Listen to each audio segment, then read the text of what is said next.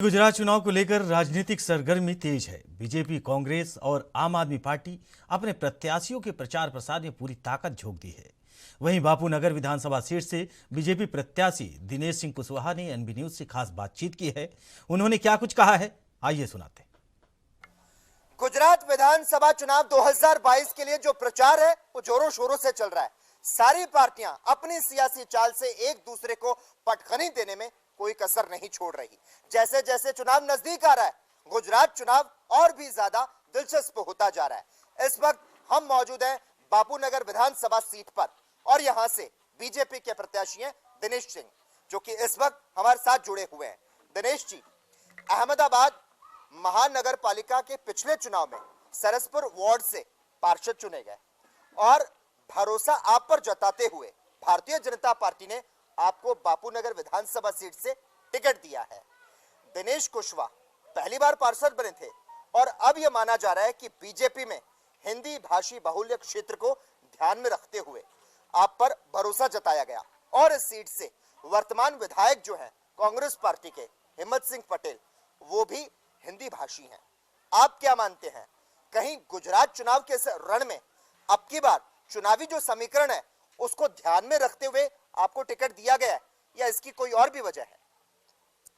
Bharatiya Janata party संगठनात्मक party है। उसकी कार्य पद्धति संगठन में सभी लोग मिलकर हमारे यहाँ 8 कॉरपोरेटर और संगठन की टीम ने एक रणनीति बनाई थी। उस रणनीति के तहत हमारा शीर्ष नेतृत्व अमित जी, नरेंद्र मोदी जी, सभी लोगों ने मुझ पर विश्वास जताया और मुझे यहाँ उम्मीदवार के रूप में घोषित किया। दिनेश जी, अगर हम गुजरात की बात करें विधानसभा चुनाव 2022 की, तो गुजरात में पहली बार त्रिकोणीय मुकाबला है। राज्य में अभी तक जो जंग है वो कांग्रेस पार्टी और बीजेपी के बीच होती आई, लेकिन इस बार दिल्ली और पंजाब की सत्ताधारी पार्टी आम आदमी पार्टी पूरे दमखम के साथ चुनाव को लड़ रही है। आप क्या मानते हैं, बीजेपी को कांग्रेस और आम आदमी पार्टी से जूझते हुए अपनी जो सीटों की संख्या है उसको बढ़ाने के लिए कितनी बड़ी चुनौती का सामना करना पड़ सकता है?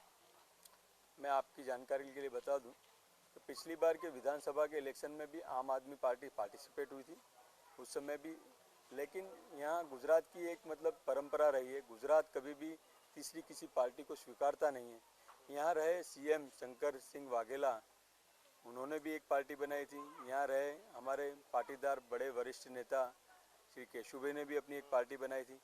यहाँ तीसरी पार्टी का कोई महत्व आज तक नहीं रहा है। भारतीय जनता पार्टी और कांग्रेस के बीच लड़ाई रहती है। ये पार्टियां आती हैं और चली जाती हैं।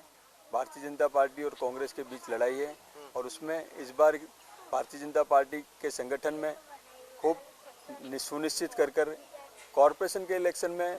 लेकिन दिनेश जी, क्या आप ये नहीं मानते कि बीजेपी के पास एक मजबूत स्थानीय नेता की कहीं ना कहीं कमी है, जो कि प्रधानमंत्री नरेंद्र मोदी की जगह को भर सके? मोदी के प्रधानमंत्री बनने के बाद 2014 से लेकर गुजरात में मौजूदा मुख्यमंत्री भूपेंद्र पटेल समेत 3 मुख्यमंत्री बन चुके हैं, जबकि प्रधानमंत्री नरेंद्र मोदी तो 13 साल तक मुख्यमंत्री रहे गुजरात के। हमारी पार्टी की यही विशेषता है। आपको ऐसा लगता होगा कि यहाँ नेतृत्व की कमी है, हमारी पार्टी में यही विशेषता है।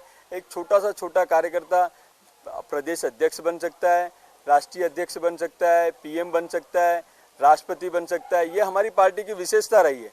आपने देखा होगा कोविद जी है कि अभी द्रौपदी मुर्मू का जो नाम आप सुन रहे हो, हमारी पार्टी की देन है। हमारी पार्टी में विशेषता रही है। हम किसी बाहुबली या ऐसे किसी चीज़ में हम नहीं मानते। हमारे सिस्टम में हमारे देश को ज़रूरत थी, यहाँ एक मजबूत नेता था जिसको देश को ज़रूरत थी। देश में उन्हें भेजा है और देश में उनको भेज के विदेश में भी जहाँ देखो वहाँ उनकी नामना है, उनका नाम का खूब प्रचार हो रहा है। आज हमारा देश 1 से 5 की गिनती में आ गया है। हमारे देश ने खूब विकास किया है, खूब सलामती। हमारी सरकार भरोसे की सरकार है। लोगों ने पिछले 27 वर्ष से भारतीय जनता पार्टी पर भरोसा व्यक्त किया है और इस बार भी मन बनाया हुआ है। मैं आपको ये विश्वास दिलाता हूँ, हमारे संगठन और हमारी टीम ने ये नक्की किया है। और ये जो उन्होंने एक उदाहरण के रूप में यहाँ जो कॉरपोरेशन के इलेक्शन थे उसमें 8 कॉरपोरेटर को यहाँ से भारी बहुमति से चुन के भेजा है। वो एक ट्रेलर था।